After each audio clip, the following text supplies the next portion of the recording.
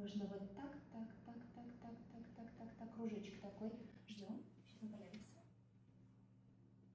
Вот. Это не скоро. Ну, условно так. Вот, видно, что... Хорошо, давай Л нарисуем.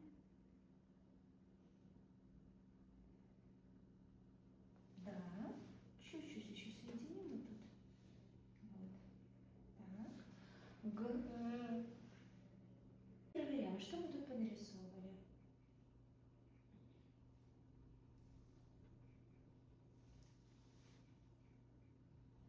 Вот, проверяй.